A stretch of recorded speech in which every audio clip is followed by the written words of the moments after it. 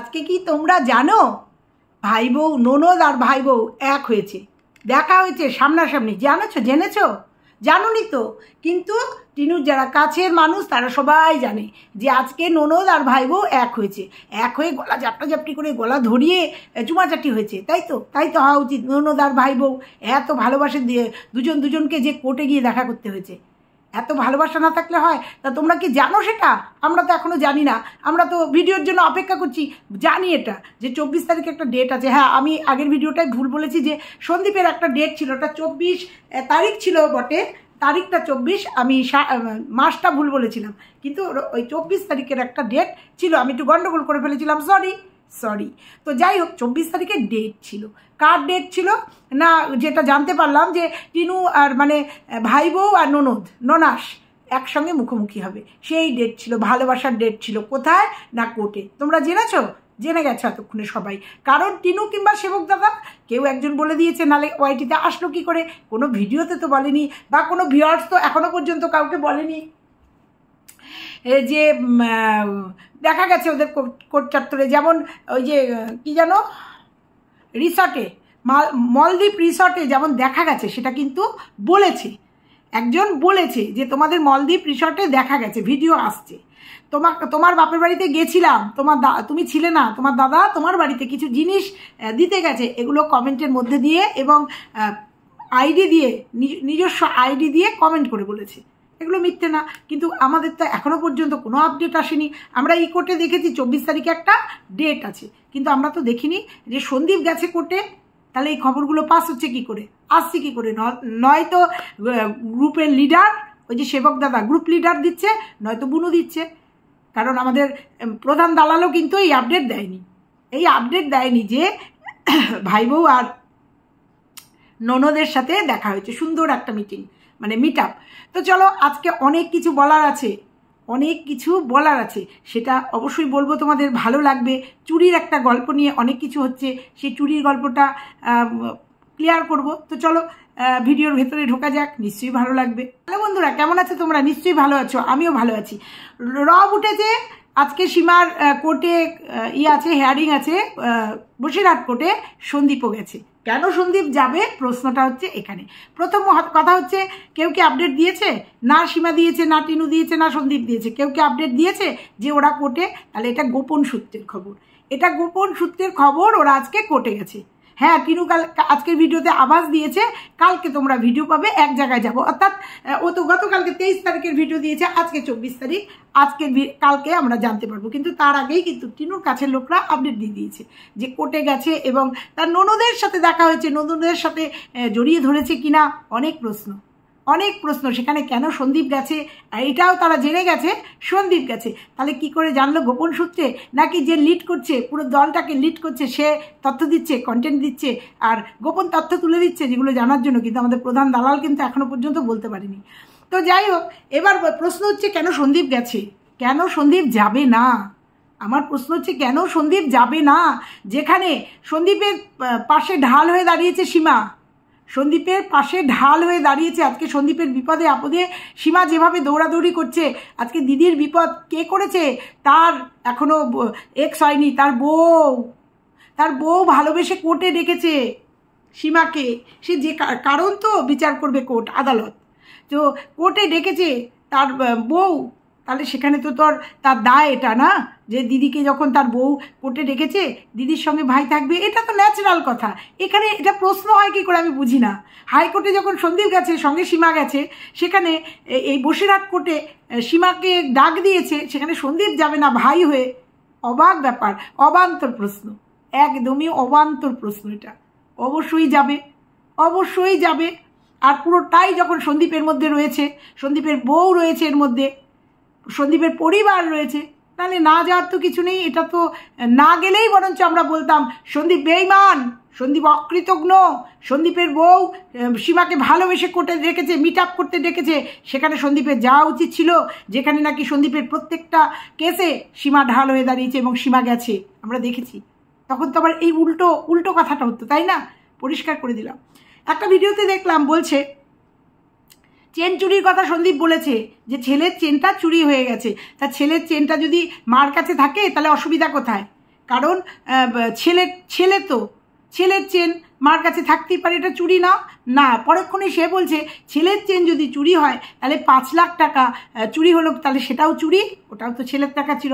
প্রসঙ্গত তখন বলতেই হয় ছেলের চেন যদি চুরি না হয় মার কাছেই থাকবে, মার জিনিস ছেলের জিনিস মার কাছে থাকতেই পারে, তাহলে ছেলের টাকা বাবার কাছে থাকতেই পারে, একই ব্যাপার। তাহলে 5 লাখ টাকা চুরি চুরি চুরি চুরি করে এত উতলা কেন, এত চিৎকার কেন যে 5 লাখ টাকা চুরি করে নিয়েছে সন্দীপ, 5 লাখ টাকা চুরি করে নিয়েছে কেন?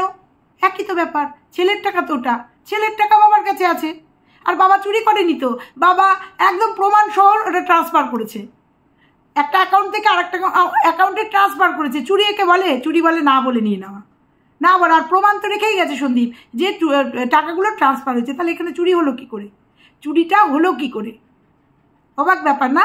ছেলের চেন যদি ওটা চুরি না হয়, না বলে নিয়ে যাওয়াটা যদি চুরি না হয়, তাহলে ছেলের টাকাটাও ছেলে যেখানে আছে সেখানে আছে, বাবার কাছে আছে, সেটা চুরি না। ক্লিয়ার করতে পারলাম নিশ্চয়ই। তারপরে হলো হচ্ছে বাঁশ নিয়ে দাঁড়িয়েছে পুলিশকে তাড়ানোর জন্য। পুলিশ তাড়ানোর জন্য সন্দীপ বাঁশ নিয়ে দাঁড়ায়নি। সন্দীপ মজা করে বলেছে দুষ্ট লোক আসলে বাঁশ দিয়ে তাড়াবে, মজা করে বলেছে পুলিশকে তাড়াবে। তাহলে তো প্রসঙ্গত হয় যেদিনকে মাল রিকভারি দিন ওর বাবা শ্বশুরমশাই জামাইকে কলসি নিয়ে মারতে এসেছিল পুলিশের সামনেই, তখন কিছু হয়নি তো? তখন কিছু মানে উত্তাল হয়নি তো? তখন কোনো প্রোটেকশন হয়নি তো? তখন কোনো নেগেটিভ যারা বলছে যে সন্দীপ বাঁশ নিয়ে দাঁড়িয়েছে পুলিশকে প্রশাসনকে তাড়াবে, তখন তারা বলেনি তো যে এটা অন্যায় করেছে? জামাইকে ওইভাবে, যেহেতু ডিভোর্স হয়নি, ওইভাবে অন ক্যামেরায় এরকম কলসি নিয়ে এসছে, তাহলে অফ ক্যামেরায় কী করেছে? হয়নি তো? তাহলে বাঁশ নিয়ে আজকে সন্দীপ দাঁড়িয়েছে মানে দুষ্টু লোককে তাড়ানোর জন্য, আজকে এটা নিয়ে কন্ট্রোভার্সি, এটা নিয়ে সমালোচনা। অবাক লাগে, অবাক লাগে। টিনুকে যখন মানুষ মোটা বলে, গামলু বলে, তখন অনেক কিছু, যে টিনুকে গামলিক বলে, বডি শেভিং হয়। আজকে টিনু নিজে কি বললো আগের ভিডিওটায় বলতে পারিনি কারণ খুব ব্যস্ত ছিলাম। তো আজকে টিনু কি করলো? ও গরিবের মেয়ে, তো গরিবের মেয়েকে এরকম করে বেচাই যায়? তার অঙ্গভঙ্গি জানে না, তা সে বড়লোকের মেয়ে হলে এইসব পাত্তাই দিত না, ক্যামেরার সামনেই আসতো না, যদিও আসতে চাচ্ছে না, দেখা যাচ্ছে আস্তে আস্তে করে। সে কি করলো? কি অসভ্যের মতো ওর ইটাকে, ম্যাক্সির দড়িটাকে টেনে বেঁধে, কারণ ওর শরীরে কিচ্ছু নেই, ভীষণ রোগা একটা মেয়ে, টেনে বেঁধে কিভাবে ওর ফিগারটাকে, মানে সে বডিটাকে কিভাবে মানুষের সামনে তুলে দিল যে ওর শরীরে কিচ্ছু নেই, কিচ্ছু নেই। এই বেলা কারোর মুখে কোনো কথা নেই যে টিনু তুই এটা অন্যায় করেছিস, অন্যায় করেছিস, বৌদিকে এইভাবে নিয়ে এসে ক্যামেরার সামনে পড়া উচিত হয়নি। এটাকে বডি শেভিং করা বলে না, এটাকে কি বলে তাহলে? গামলুকে গামলু বললে বলে, বডি শেভিং করে ওকে রেখে এই বলে ডাকে, যদিও আমি ডাকিনি কোনো দিন, ডাকে। এটা হচ্ছে ভালোবাসার ডাক। গুবলু গাবলু, মোটু পাতলু, এগুলো হচ্ছে ভালোবাসার ডাক। সেখানে আজকে শুটকিকে শুটকি বলে কিভাবে অবমাননা করলো, এতে কোনো দোষ হয় না, না, কোনো দোষ হয় না। তো যাই হোক, আজকে কিন্তু অলরেডি আমি প্রথম ভিডিওতে বলে দিয়েছিলাম যে আজকে ওরা কোর্টে যাবে, তোমরা কালকে ভিডিও পাবে, কিন্তু তারপরেও দেখেছি ভিডিও নেমেছে ওরা কোর্টে গেছে, ওরা কোর্টে গেছে, সেই খবর চলে এসছে। সীমা আর সন্দীপ গেছে, ওদিকে টিনু গেছে, কারণ গোপন সূত্রের খবর হয়, গোপন সূত্রে ফোনে ফোনে যোগাযোগ করে কথাবার্তা হয়, কন্টেন্ট আসে, সত্যতা আসে, সেটা কোনো অপরাধের নয়। যখন অন্য কেউ একজন ভিউয়ার্সের বাড়িতে যায়, একজন ব্লগারদের বাড়িতে যায়, তখন ভিউজ কামাতে গেছে, আন্ডে গান্ডে গিলতে গেছে, তখন এই আখ্যাগুলো পায়। কিন্তু এগুলোও কিন্তু এক ধরনের গোপন সূত্রের খবর। কে কার আগে দেবে, কে কার আগে দেবে, মানে টিনুর সাথে বা দাদার সাথে, সেবক দাদার সাথে কথা বলে, কারণ সেবক দাদা যখন কন্টেন্ট দেবে প্রত্যেককেই তো সেন্ড করবে, প্রত্যেককেই সেন্ড করবে। কে কার আগে ভিডিও দেবে, কে কার আগে বলবে যে সীমার সাথে সীমার ভাই বোনের দেখা হয়েছিল কোর্ট চত্বরে, এরপরেও ভাগ্যিস আসেনি সামনাসামনি, কি হয়েছে, মারদাঙ্গা হয়েছে না ভালোবেসে গলা জড়িয়ে ধরেছে, ভাগ্যিস সেই ক্লিপ আসেনি, সেই ক্লিপ আসেনি।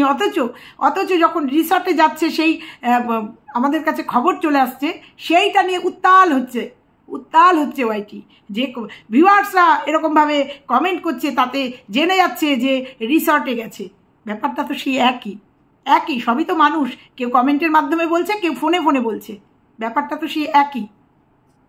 ওদিকে প্রধান দালাল আজকে বলছে, ভুল ভাল তথ্য দিচ্ছে, কি না দাদা বাড়িতে বসে আছে, দাদা কিছু করে না, ভাড়া পেলে ভাড়া যায়। একটা কথা বলি, ওই যে বলছে টোটোটা নাকি ভাড়া করা, ওর টোটো, দাদার টোটোটা নাকি ভাড়া করা। আরে এই টোটো নিয়ে এত কাহিনী, এত ব্যাংক ডিটেলস, এত ব্যাংক দিয়ে সন্দীপকে চিটিংবাজ সাজানো হয়েছে, পণ প্রথা নিয়ে করা হয়েছে, কেস করা হয়েছে, সন্দীপ পণ নিয়েছে, তাতে প্রমাণ মানে দেওয়া হয়েছে ব্যাংকের লেনদেন।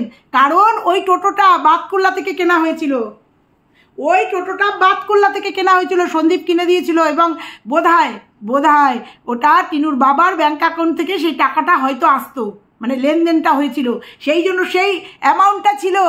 আমার মনে হয় সেই অ্যামাউন্টটাকে দেখিয়ে একটা কেস হয়েছে। কি কেস? না যৌতুক চেয়েছে। এটা আমার আইডিয়া থেকে কিন্তু বলছি, কারণ কানে এসেছিল এরকম একটা কেস হয়েছে, যৌতুকের কেস দিয়েছিল, যে সন্দীপের বাড়ি থেকে নাকি যৌতুক চাওয়া হয়েছে এবং তার জন্য তাকে টর্চার করা হতো, এবং সেখানে লেনদেনও হয়েছে।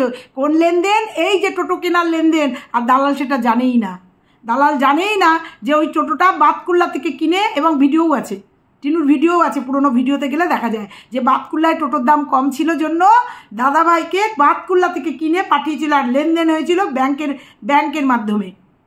বাবার ব্যাংকের সঙ্গে সন্দীপের ব্যাংকের একটা লেনদেন, মানে টাকা পয়সা লেনদেন, টাকা ব্যাংকে পাঠিয়ে দিয়েছিল।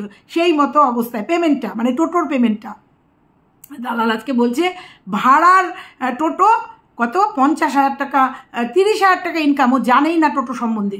হ্যাঁ, অনেকের ইনকাম, পার ডে 1000 টাকা, পার ডে 1000 টাকা যেমন ইনকাম না একটা টোটোর, একটা টোটো 6 মাস অন্তর খরচাও আছে, বছরে একবার ব্যাটারি চেঞ্জ করতে হয়, সেই ব্যাটারিটা অনেক দাম। কারণ আমার বাড়িতে যে প্রদীপ থাকে, প্রদীপের ব্যাটারি ভ্যান, সেই ব্যাটারিটা কিনতে হয়, আমরা জানি কত টাকা দিয়ে কিনতে হয়, কত মাস অন্তর নষ্ট হয়। তো ওর ওটা ভাড়ার টোটো না। আর ও করবে কেন? যার বোন লাখ লাখ টাকা ইনকাম করছে, ওর চেহারা দেখলে মনে হয় ও পরিশ্রম করে। তো শুধু এইটুকুই বলবো, দালাল এইটুকু মিথ্যে কথা, মানে মিথ্যে কথা না জেনে বলেছে যে টোটোটা ভাড়ার টোটো। আর টোটোতে অন্তত ওর দাদার যা সুখের চেহারা, ওর দাদার 30,000 টাকা ইনকাম হয় না, ওর দাদার 30,000 টাকা ইনকাম হয় না। আর প্রচুর টোটো এখন, প্রচুর টোটো, যদিও একজন কমেন্ট করে বোধহয় বলেছে প্রচুর টোটো। আর ওর দাদার এত ইনকাম করার দরকার হয় না, ওর দাদা গাড়িও চালায়, সুখের পায়রাউনি, বাবা চাকরি করে, তো বোন এত টাকার মালিক। দেখেছো, বোন যখন যায়নি তখন কিন্তু ওর দাদা ঠিকঠাক টোটো চালাতো। তারপরে বোন যখন গিয়ে বসছে, গেড়ে বসছে, তখন ওর দাদা টোটো আর চালায় না। নতুন বিয়ে করেছে, বউকে সময় দেয়, এখানে ওখানে ঘুরতে যায়, বউকে সময় দেয়। আর যখন টুকটাক একটু ভাড়া লাগে, ভাড়া খাটতে যায়।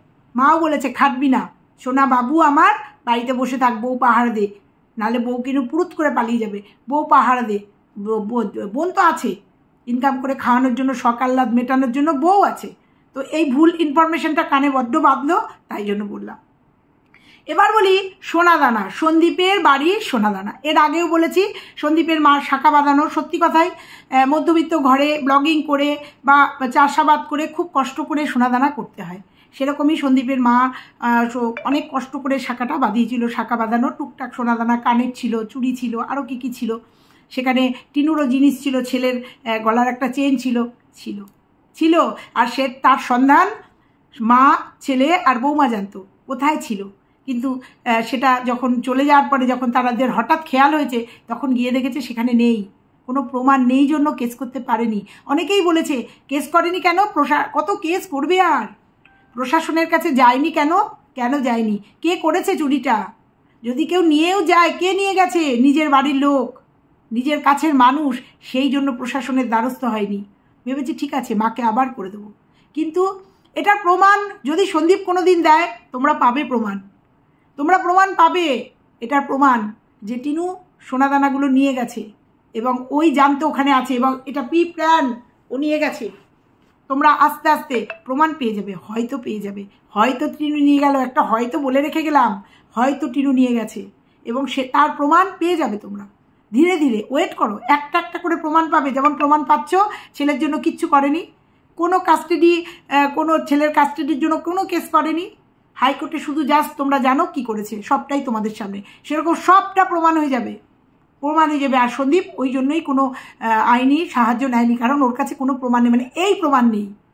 মনে মনে ভাবলাম বা কিছু বুঝলাম, সলিড কোনো প্রমাণ দিতে হয়। চোর যখন চুরি করে তার কিছু ফেলে যায়, সলিড প্রমাণ না দিলে তাকে ব্লেম দেওয়া যায় না।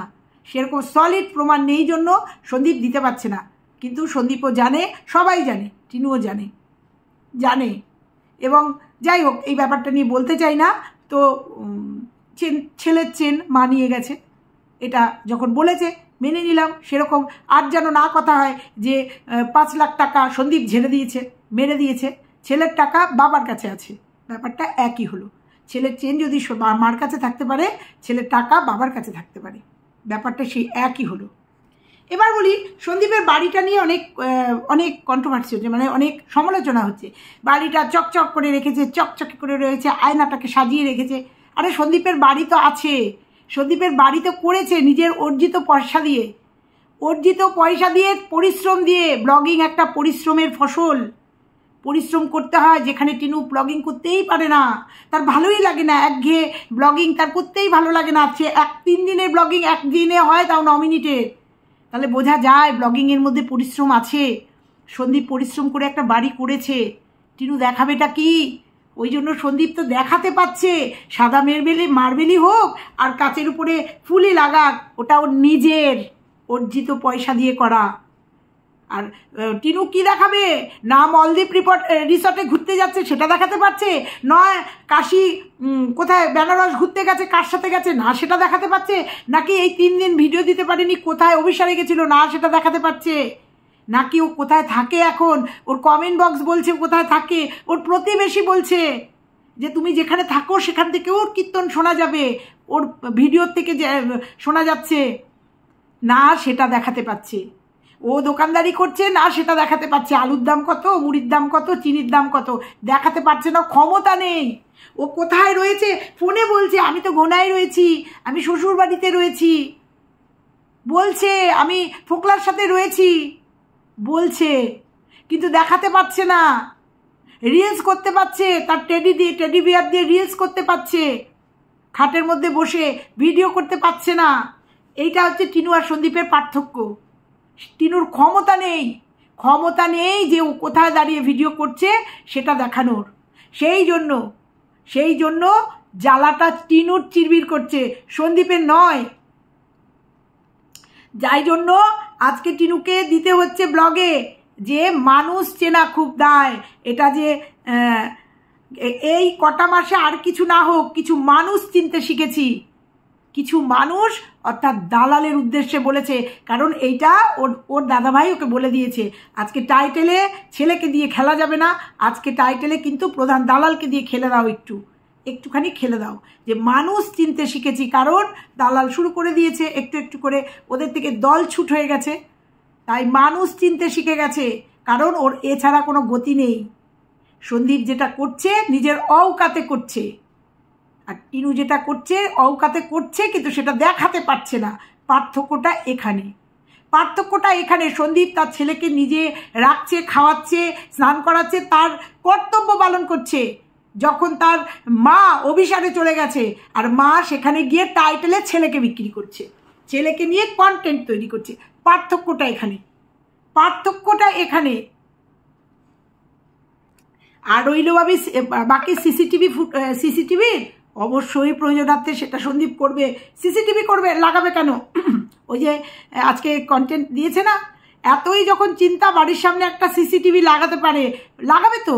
সিসিটিভি লাগাবে না, সামনে প্রাচীর তুলে দেবে, যাতে বাইরে কে আসছে গেটের সামনে সে ঠক করতে হয়, শিলনোড়া নিয়ে আসতে হবে না তালা ভাঙার জন্য।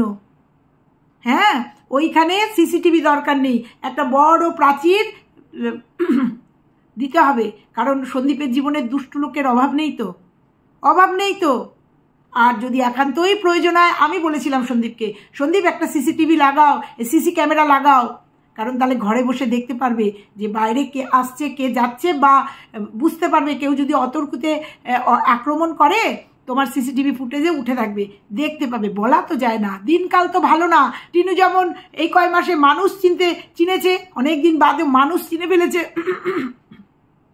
সেরকম সন্দীপেরও তো বলা তো যায় না, শত্রুর অভাব নেই। সেই জন্য সিসিটিভি ক্যামেরা অবশ্যই লাগানোর দরকার। আমার বাড়িতে লাগানো আছে, আমি ঘরে বসে দেখতে পাই কে আসছে কে যাচ্ছে, দেখতে পাই, আমার বাড়িতে লাগানো আছে। এটার বিরাট একটা সুবিধা, যার বাড়িতে আছে তারা একমাত্র জানে। তো সন্দীপ প্রয়োজনার্থে লাগাবে, অত বড় বাড়ি করেছে, ঝা চকচকা বাড়ি করেছে, আর সে একটা সিসিটিভি ক্যামেরা লাগাবে না তা তো না, লাগাবে তো। কারণ দুষ্টু লোকের অভাব নেই, কে কখন দুষ্টুমি করতে পারে সেই জন্য প্রথমে বাঁশ নিয়ে দাঁড়িয়ে আছে, যে দুষ্টু লোক আসলে বাঁশ দিয়ে পিটাবে। তারপরে যখন প্রাচীর টাচির হয়ে যাবে সিসি ক্যামেরা লাগিয়ে নেবে। যেমন টিনুও টাইটেলে খেলছে। চিনতে পেরেছিস তো মানুষ? তাহলে আর তো করবি না, তারপরেও কন্টেন্ট দিচ্ছিস, কিন্তু তারপরেই ফোনে ফোনে যোগাযোগ করে কন্টেন্ট আসছে কিন্তু আমাদের কাছে। এই যে বসিরহাট কোর্টে যাওয়া, এই যে সীমার আসা, সীমার সঙ্গে সন্দীপ গেছে, এগুলো তো কোনো ভিডিওতে দেখা যায়নি। তাহলে এগুলো আসলো কী করে? এগুলো সোশ্যাল মিডিয়াতে আসলো কী করে? নয় টিনুর দাদাভাই, সেবক দাদাভাই এগুলোকে পাবলিক করছে, সেই জন্যই আসছে। এই রকমই ব্যাপারগুলো, এইরকমই। আর এইসবের জন্যই সন্দীপকে সিসি ক্যামেরা লাগাতে হবে। তো চলো বন্ধুরা, আজকে তোমাদের বলে গেলাম যে আজকে কোর্টে ভাই বউ আর ননদ আর ভাই বোনের সঙ্গে মুলাকাত হয়েছে, সেই স্মরণীয় দৃশ্যটা আমরা কালকে হয়তো দেখবো। তো চলো আজকে পর্যন্তই। ভালো লাগলে লাইক কমেন্ট শেয়ার, চ্যানেলে নতুন হলে শেয়ারটা সাবস্ক্রাইব করে দিও। টাটা।